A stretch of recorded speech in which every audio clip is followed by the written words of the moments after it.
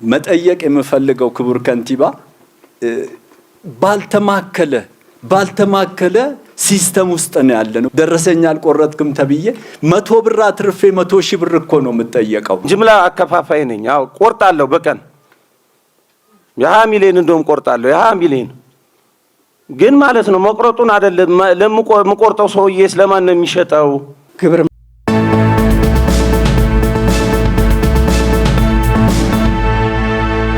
መክፈል ለሀገር ይጠቅማል፣ ለራስ ይጠቅማል፣ ነፃ ያደርጋል። ያከፋፈሉ ሁኔታ ግን ግብይቱን በስነ ስርዓት ልንገባይ ዘንድ ሜዳው ነፃ ሆኖልናል ወይ? ስንገበይ በስነ ስርዓት ነው ወይ? ደረሰኝ እናገኛለን ወይ? የሚነሳው ከገበሬ ነው። ከገበሬ ነጋዴ የሚሰበስበው እንትን ያደርጋል፣ ይከፍላል በአገሩ ላይ። ቀጥሎ ተረካቢው እንትን ያደርጋል፣ ይከፍላል። ቀጥሎ አይሱዙ ያመጣል፣ እኛ እንረከባለን። ወፍጮ ቤት እንትን ይላል፣ ይሄ ሁሉ ይከፍልበታል። ብዙ ተመጋጋቢ ተሸክሟል። ስለዚህ እኛ ባለው የቆረጠ ይቆርጥልናል፣ የሌለው ንግድ ፍቃዱን እናያይዛለን። ከዛ በተረፈ አዳሉ ብሎ የመጣ ከደረሰኛችን ጋር እናያይዛለን። መታወቂያውን ተቀብለን እንደዚህ አድርገን ስንሰራ ከቆየን በኋላ ሁሉም እኔ ባለ ድርሻ ነኝ ይላል። ይሄን ወሬ ሰምቷል። መርካቶም እኛም እንደምንታመስ ሰምቷል። ጠበበኛ ላይ ባለ በዛ ይገባና በየመንገዱ ሲያገኝ እንደዚህ ከምትሆን 100 ሺህ ብር እኮ ሂደህ ትቀጣለህ፣ ለኔ ይሄን አድርግልኝ እያለ በየመንገዱም ለሌባ እጅግ በጣም መንገድ ተከፍቶለታል። እቃው የሚመጣው እውነት ነው ክብርነቶ በደላላ ነው እቃው የሚገዛው። ድሮ በእኛ ዘመን አስመጪ በእያንዳንዱ ሱቅ ሄዶ እቃውን ነበር የሚበትነው። አሁን አስመጪው ለደላላ ነው የሚሰጠው፣ ለቤተሰቡ፣ ለዘመዱ፣ አልፎም ለጎረቤቱ፣ ለጓደኛው እቃውን ይሰጣል። ያ እቃ በተለያዩ መጋዘኖች ይቀመጥና በስልክ ነው ልውውጥ የሚደረገው። እኔ አንድ ደላላ ደረሰኝ ካልኩት ነገ እቃ አይሰጠኝም። ሁለተኛ ቁጥጥር የሚባሉ በአሁን ሰዓት እንግዲህ 500 አካባቢ ተመድበው መጥተዋል ተብሏል። ባጅ የላቸው ምናቸው አይታወቅ። የሚገቡት 3-2 ሆነው እንደ ሌባ ነው። ስለዚህ ህጋዊ ይሁኑ ህገወጥ ይሁኑ በምን ይለያል? ለኔ ፕሮፌሽኔ ሱቄ ነው፣ ለኔ ህይወቴ ይሄ ንግዴ ነው። እውነቱን የምነግራችሁ ሱቄን ግን አልዘጋውም። ይሄን እንድታውቁ ፈልጋል። ሱቅ በመዝጋት እምነት የለኝም፣ በአድማ እምነት የለኝም። ይሄ እምነቴም አይፈቅድም። ይሄ አይደለም። እዚህ ጋር ግን መምጣት ስፈልግ ለሌላው መሳሪያ፣ ለሌላው መጠቀሚያ፣ ለሌላው ነገር መሆን አይደለም። ይሄ ህይወታችን ነው፣ ይሄ ኑሯችን ነው። ቤተሰባችንን የምናስተዳድርበት ተቋም ነው። ይሄ ተቋም ሰርቶ መንግስትንም አገርንም ህዝብንም ቤተሰብንም ማገልገል አለበት። አዎ አለበት። መጠየቅ የምፈልገው ክቡር ከንቲባ ባልተማከለ ሲስተም ውስጥ ነው ያለነው። ደረሰኛ አልቆረጥክም ተብዬ 100 ብር አትርፌ 100 ሺህ ብር እኮ ነው የምጠየቀው። ጅምላ አከፋፋይ ነኝ። አዎ ቆርጣለሁ። በቀን የ20 ሚሊዮን እንደውም ቆርጣለሁ። የ20 ሚሊዮን ግን ማለት ነው መቁረጡን አይደለም ለምቆርጠው ሰውዬ ስለማን ነው የሚሸጠው? እኔስ በስንት ገዛዋለሁ? የጉምሩክ ዲክላሬሽን $5 ነው። ሰውየው ወጪውንም ምንም ጨምሮ 900 ምናምን ብር ነው ዘይቱን የሚሸጥልኝ። እኔ ያን ጨምሬ 1000 ብር ሸጥለታለሁ። ሌላው ሰውስ ችርቻሮስ በምንድን ነው የሚገዛው? በጣም አሰራር አለ። ብዙ ነው፣ አላያችሁትም? አብዛኛው የአዲስ አበባ ነጋዴ ያለ እንዲያስመጪ እስቲ ያለ አስመጪ ካለ ይምጣ። የሚያመጣ ሰው ሲኖር እኮ ነው አይደለን? አንድም አስመጪ የለም። እስቲ አንድም እንዳስተዳደር እናንተ ካያችሁት እስቲ መርካቶ ላይ የአዲስ አበባ አስመጪ ብሎ መጥቶ ያለው ፍቃድ ካለ እኔ እቀጣለሁ። ስለሆነ አሁን ምንድነው እየተቸገረ ያለው? በቃኛ መርካቶ አምተን አንሸጥም፣ ጅጅጋ መታችሁ ግዙን ይሉናል።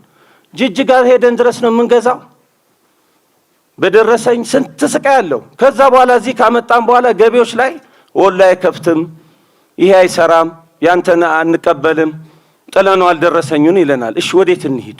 አገራችን ሌላ ሀገር የለንም። አገራችን ምናልማት እኛ ነን። አዎ እኛ ነን። ከማንም ምንም አንጠብቅም። ነገር ግን በአሰራር ላይ የተፈጠሩ ችግሮችን ሰፋ አድርገን አይተን ነባራዊ ሁኔታዎች አሉ፣ ችግሮች አሉ። እነዛም በልምድ ነው የትኛው ነጋዴ ነው በአማካሪ ካፒታሉ ሞልቶ ወደ ስራ የሚገባው። አጠቃላይ ችግሮች አዲስ ነገር ሲመጣ እስክንለምደው ድረስ ግን በቂ የሆነ ጊዜ ያስፈልጋል። 100 ሺህ ብር ቅጣት ሰኔ ላይ በወጣ ገንዘብና ኢኮኖሚ ያወጣውን ህግ ተግባራዊ አድርገናል አሉ። ጥሩ ነው። የኔ ደግሞ ጥያቄ በዛው መልክ ደግሞ ለኛ ደግሞ የሰጠን እድል አለ። ገንዘብና ኢኮኖሚ እድል አድርጎ ለነጋዴው ማህበረሰብ ኮታው ማያሟላ ከሆነ ሽያጩ 2 ሚሊዮን ማያሟላ ከሆነ ደግሞ ከቪኤቲ ወጥቶ ወደ ታችኛው እርከን እንዲወርድ ህጉ ተቀምጧል።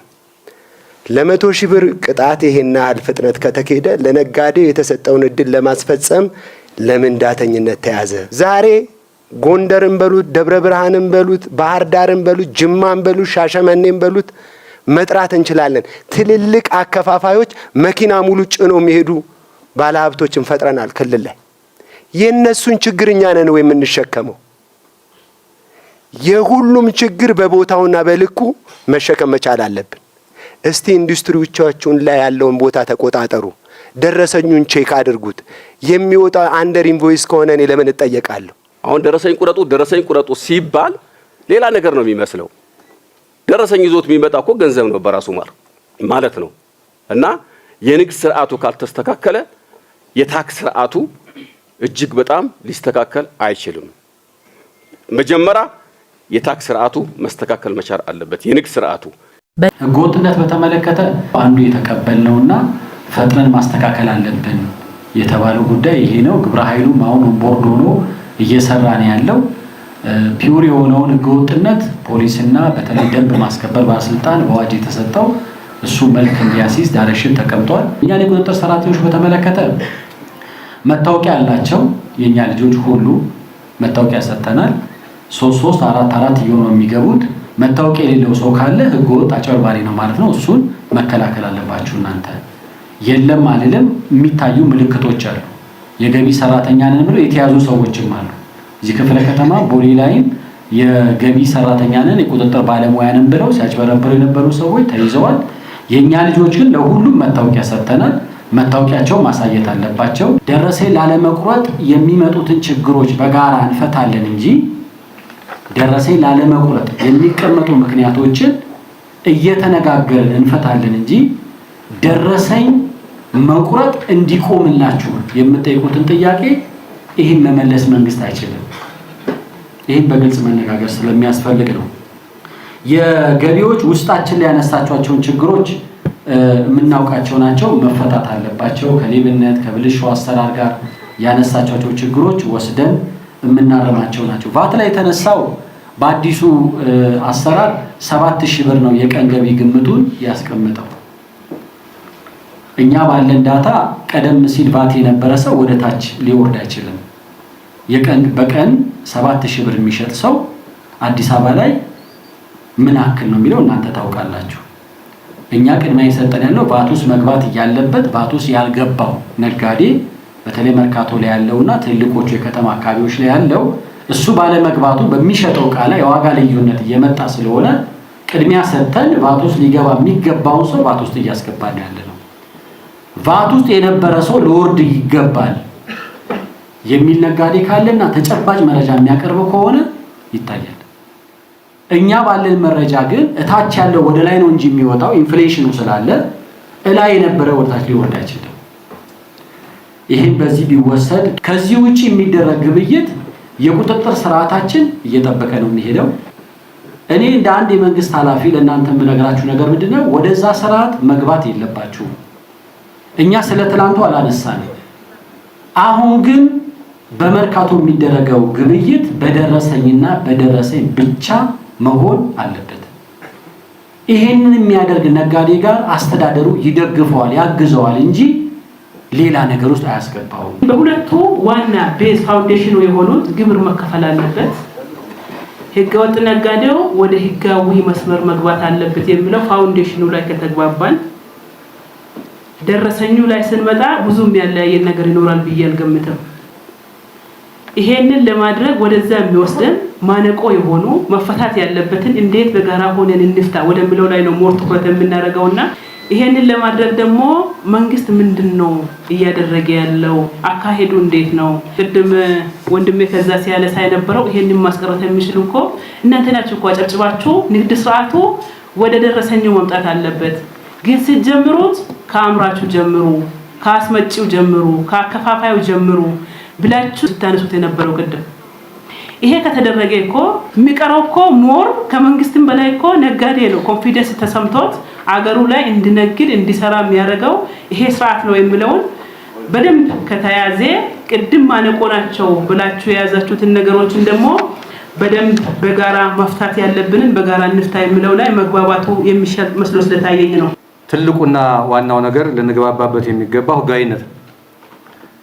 ህጋዊነትን መቼን ጀምረው መቼ ተግባራዊ እናድርገው ነው የከተማ አስተዳደራችን ትልቅ አጀንዳ።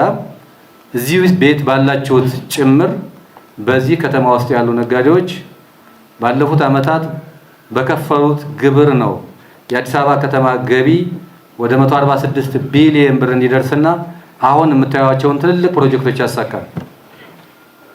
ስለዚህ ነጋዴው ማህበረሰብ በህጋዊ መንገድ ይጠቀም ነው እንጂ ነጋዴውን ማህበረሰብ የሚያስቀይም እንደዚሁም ደግሞ ነጋዴውን ማህበረሰብ የሚያሳድድ ባየ በፍለጋ የንግዱ ማህበረሰብ ላይ እርምጃ ለመውሰድ የሚፈልግ አመራርም የለም። ይሄ በደንብ አጽንኦት ሊሰጠው ይገባል። ህጋዊ የሆነውን ነጋዴ መብቱን ተግባራዊ እንዲያደርግ መብቱን እንደዚሁም ግዴታውን እንዲወጣ ችግር ሲያጋጥም ደግሞ አዳምጠነው ችግሩን ልንፈታ የሚገባን እንደሆነ እናምናለን። በዚህ ላይ ጽኑ እምነት ሊኖራቸው ይገባል።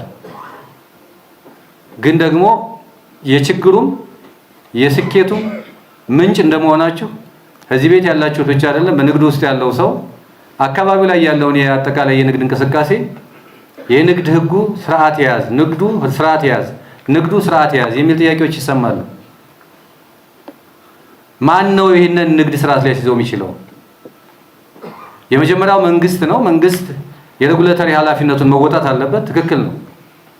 ግን ከዚህ ውስጥ ያላችሁት ሰዎች ቀደም ሲል እንደቀረበው የማታውቁት ነገር አለ ወይ? የመርካቶን ጉዳይ በግልጽ ምን ነገራችሁ? መርካቶን ደጋግመን የምናነሳው ትልቁ የገበያ ማዕከል ስለሆነ ነው። የአፍሪካ ትልቁ ኦፕን ማርኬት ነው መርካቶ። ልናሳንሰው አንችልም። መርካቶ ላይ በሚሰራው ስራ ወስደን ትንንሽ ንግድ ባለባቸው አካባቢ ልናወዳደረው ልናነጻጽረው አንችልም። የገበያ ምንጭ ነው ለሀገሪቱ። በየአካባቢው ያለው ሁኔታ አሁን ቀደም ሲል ሲቀርብ እንደነበረው ከጸጥታ ጋር በተያያዘ አልፎ አልፎ ምርቶች የመንቀሳቀስ እድላቸው እዚህም እዛ የሚያጋጥሙ ችግሮች ቢኖርም አሁንም ትልቁ የገበያ ማዕከላችን ትልቁ የገበያ ሴንተራችን መርካቶ ነው። እዚህ አካባቢ ላይ የሚደረጉ እንቅስቃሴዎች በክልል ጥያቄ ያስነሱብናል። መርካቶ ላይ ደረሰኝ ስለማይቆረጥ የንግዱ ማህበረሰብ ወደ ክልል ሄዶ በሚነግድበት ጊዜ እንዴት አድርገን እንሽጥ? ግብር መገበር አለባችሁ፣ መክፈል አለባችሁ፣ ቫት መክፈል አለባችሁ፣ ደረሰኝ ማቅረብ አለባችሁ ሲባል ያለ ደረሰኝ ነው የገዛ ነው። ምክንያቱም እዛ ደረሰኝ አልተቆረጠልንም የሚሉ ዜጎች አሉ። የክልል መንግስታት በጋራ በፌደራል ደረጃ ውይይት አለ፣ እንነጋገራለን። ምንድነው ያለው? ይህንን ማናስተካክለው መቼ ነው የሚስተካከለው? ምን እናደርግ ነው የሚስተካከለው? የሚሉ ጉዳዮች ያሳስባሉ፣ ሊያሳስቧቸውም ይገባል ብዬ አስባለሁ። እርግጠኛውን የምናገረው ግን አንድ ህጋዊ ነጋዴ ደረሰኝ የሚቆርጥ ህጋዊ ነጋዴ የሚያጋጥመው ቻሌንጅ ቢኖርም እንኳን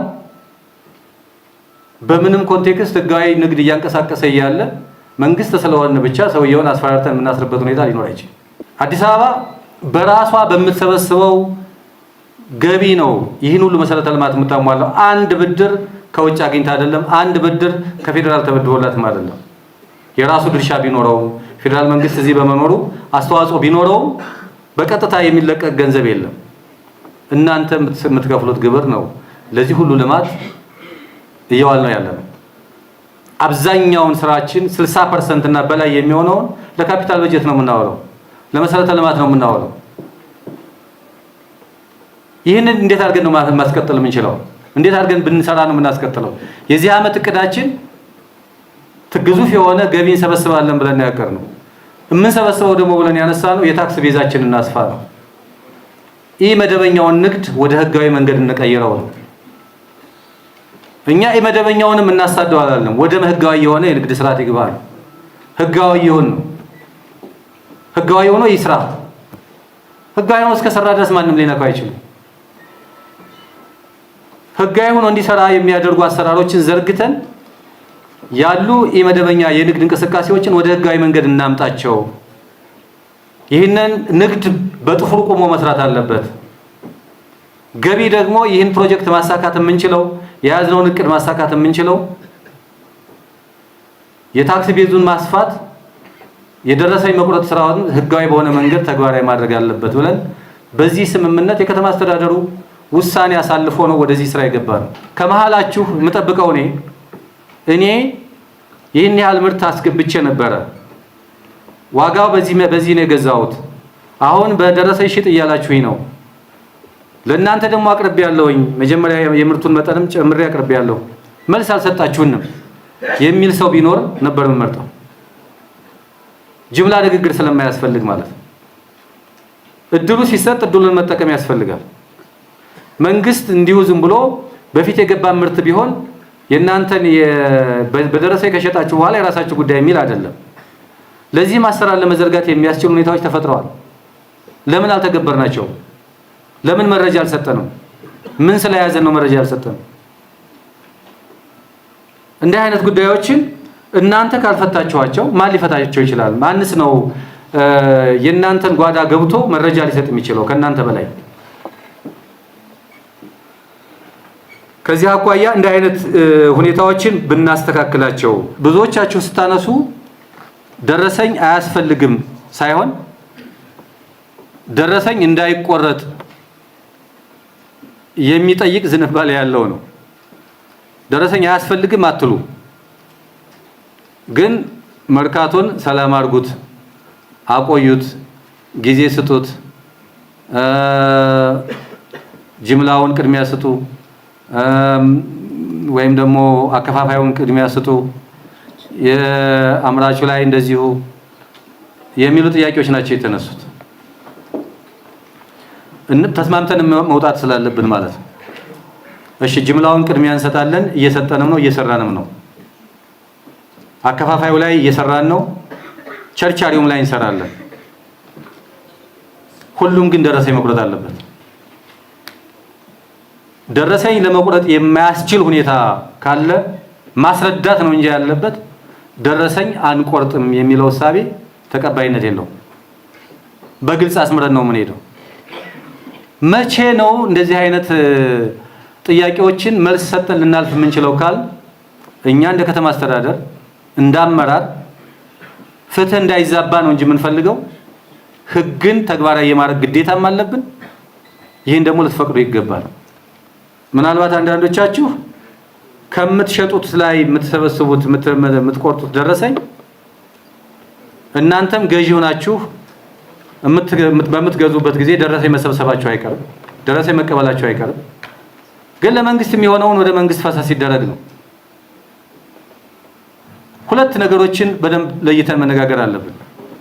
በአንድ ጊዜ በአንድ ከተማ ውስጥ ኢመደበኛ የሆነና ህገወጥ ንግድና ህጋዊ ንግድ ባለበት ህጋዊውን ደረሰኝ ቁረጥ እያል ህገወጡን እንደዚሁ እያለፍን የምንሄድበት ከሆነ ህጋዊው እየደከመ ነው የሚሄደው፣ መሸጥም አይችልም፣ ማትረፍም አይችልም።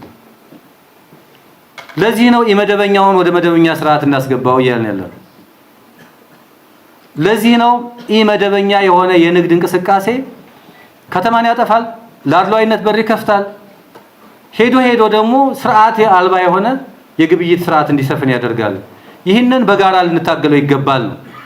የንግዱ ማህበረሰብ በህጋዊ ደረሰኝ ግብይቱን ሲያከናውን፣ መንግስት ደግሞ ያለ አድሎ ሁሉንም እኩል እያየ ችግር ያለበትን እያረመ የሚሄድ ከሆነ ተቆጣጣሪ አካላት ከሙስና በጸዳ መንገድ ስራቸውን መምራት ሲችሉ፣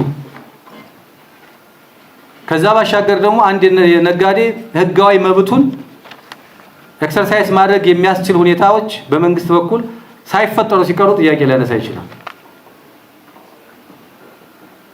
ከዚህ አንፃር በሁሉም አካባቢ ላይ የተነሱትን ችግሮች እንደኛ እንደ ከተማ አስተዳደር የንግዱ ማህበረሰብ ሰላማዊ የሆነ የንግድ እንቅስቃሴውን እንዲያደርግ ከመቼውም በላይ እንሰራለን። የትኛውንም ቴክኖሎጂ ብንጠቀም፣ የትኛውንም አሰራር ብንዘረጋ እምነት ያለው የተለወጠ ያመነ በህጋዊነት የሚያምን ነግጃ ተርፋለሁ የሚል ለመንግስት የሚገባውን የሚከፍል ለራሱ ደግሞ አትርፎ የሚያድር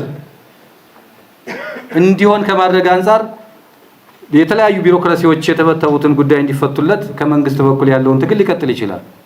ግን ህጋዊ ስርዓቱን ደግሞ መያዝ ያስፈልጋል። ከዚህ አኳያ በደረሰኝ ላይ ምንም አይነት ድርድር የለንም። ደረሰኝ መቆረጥ አለበት። ብላክ ኤንድ ዋይት ነው የምናገረው።